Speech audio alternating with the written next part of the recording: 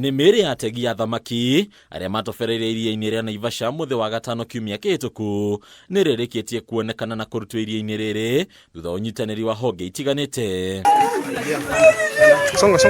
Mĩĩrĩ ĩno ĩgakinyanĩria namba ya mĩĩrĩ gũkorwo ĩrĩ na, kuona ĩngĩ ĩrĩ nĩyonekete mũthĩ wa Jumamothi, kũrĩa mũtino ũyũ ũrerĩkana gũkorwo wacũngĩrĩirio nĩ ategi aya gũtharĩkĩrwo nĩ nguo marĩ gatarũ-inĩ kao na marikĩire makĩgeria gũthambĩra kwĩhonokia. Mili 4 ambayo ilikuwa imezama kwa maji imeweza kupatikana na imeweza kukua handed over to the security team for forwarding na kupelekwa kwa mortuary. Hawa vijana sasa wameelekea kwa morgue. At the moment bado kuna vijana ambao wanahangaika hii kihoto yetu, na niseme ya kwamba serikali ambaye inaongozwa na rais wetu inafaa ikuje na suluhu ya kutatua matatizo ambayo hawa vijana wanapitia.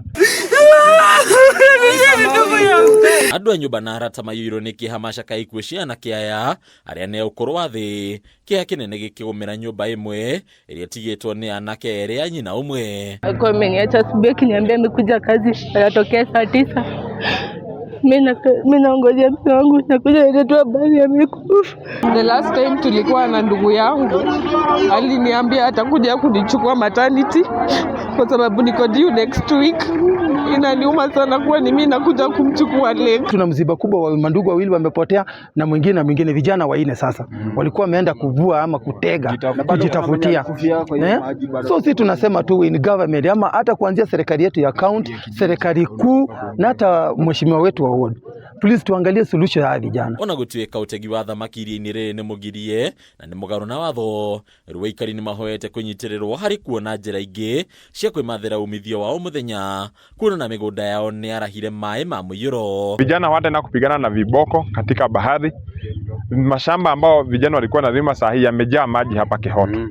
Hawana solution nyingine, wako na njaa, wanaona tu ni samaki ndio suluhisho. Mmetuachilia na hii ni resource ambayo ni kubwa sana.